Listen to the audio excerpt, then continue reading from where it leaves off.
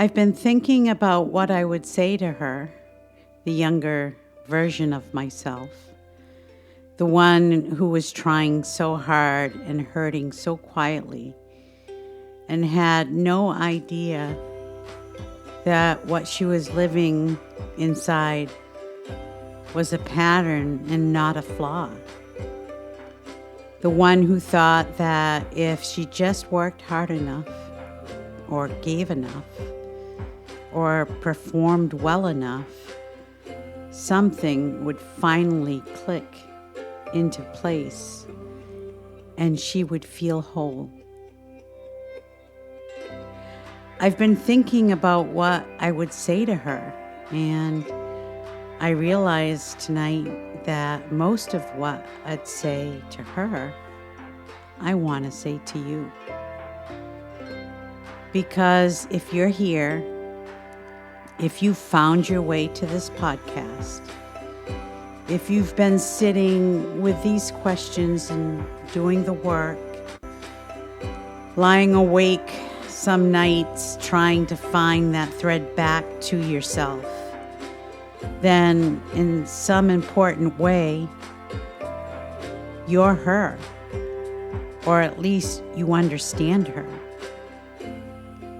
You know what it is to be that woman who's trying so hard and not quite finding her way home.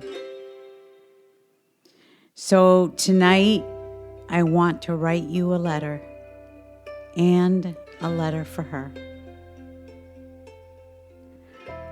about what I know now, what I wish I had known then, what I believe without reservation about the woman who is listening and the woman I was.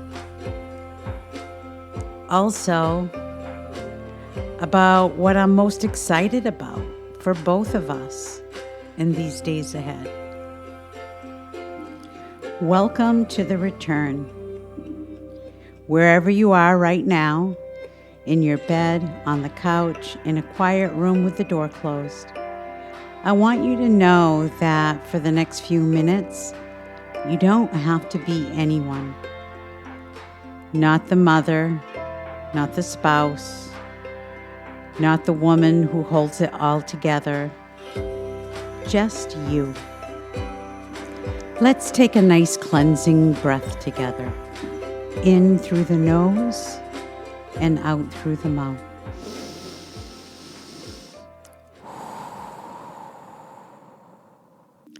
Good. To the woman that is still becoming, what I know now is that you were never the problem. I know that's what you've been told, and maybe in 100 different ways by 1,000 different voices. Some of them outside of you and some of them living in your own head, where they've grown very loud and very fluent. I know that you've believed in the small hours that there's something fundamentally wrong with you.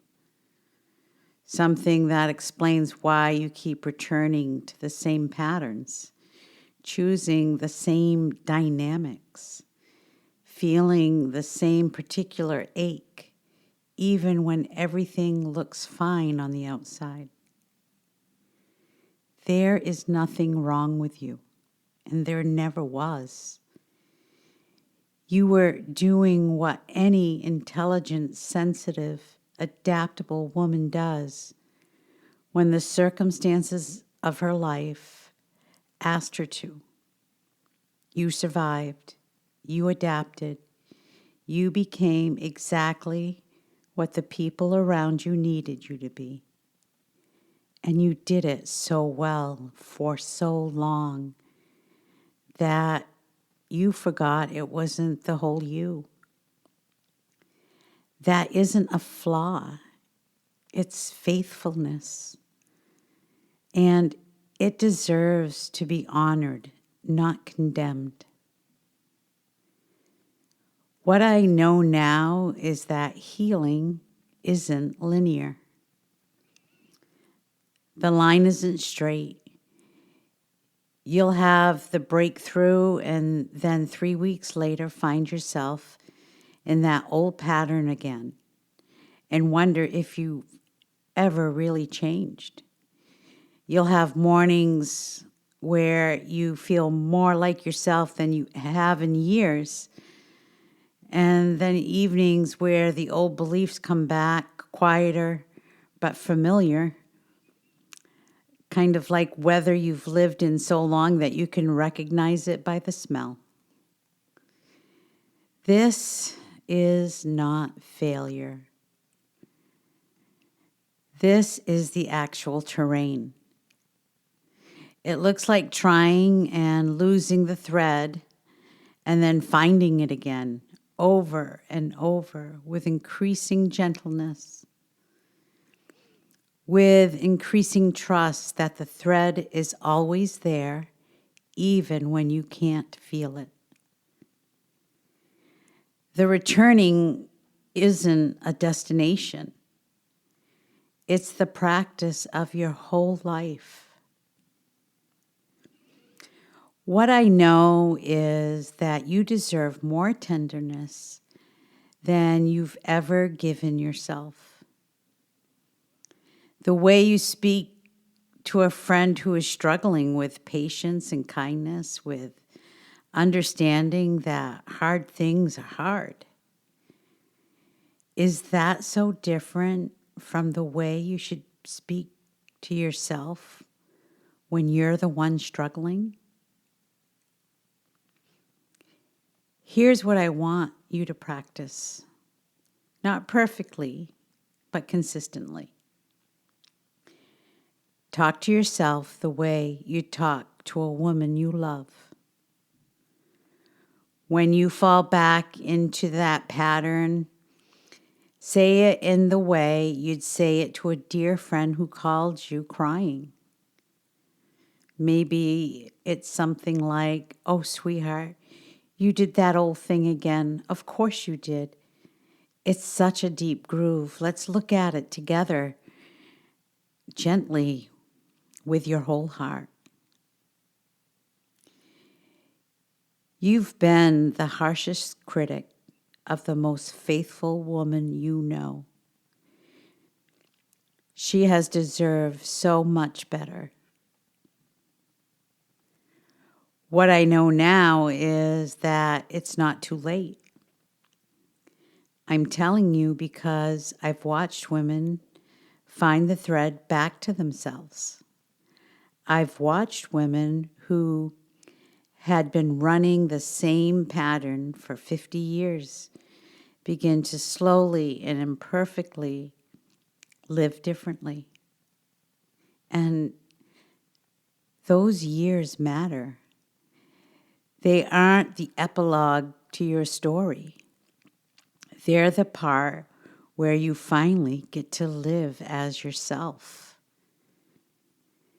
And here's what I want to tell you that I haven't said yet. The thing I'm most excited about right now is we're just getting started. Not started on the healing, not started on the returning. You've been doing that.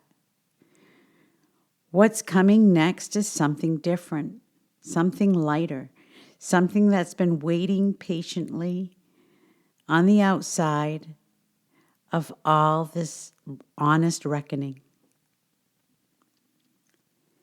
Joy, permission, the unexpected gifts of this time in your life. The things that stop mattering and the things that matter more than you knew. The friendships that hold you. The desires you stopped letting yourself name. The woman you're becoming, not who you're healing from, but who you're arriving as. That's where we're going next. And I can't wait to take you there. One question to hold tonight, not to answer, just carry it. If the woman you're becoming, the one beneath all the patterns, the one who's returning, if she could leave you a note right now, what do you think it would say? She has something to tell you. She's been trying to say it for a very long time, and you're finally close enough to hear her. You are not too late. You are not too damaged. You are not too set in your ways or too far from yourself or too tired to find the way back. You're a woman in the middle of your own return, and every step you've taken, every hard question, every honest moment, every night you stayed with this instead of turning away, it's mattered. You have mattered. Your soul has been waiting patiently, kindly, without a single judgment, for you to turn around and come home. She is still there. She has always been there. And she's so glad you came back looking. But listen, she also has something to say. She's ready. She's excited. And so am I. Rest well tonight. With love and steadiness always. Tammy.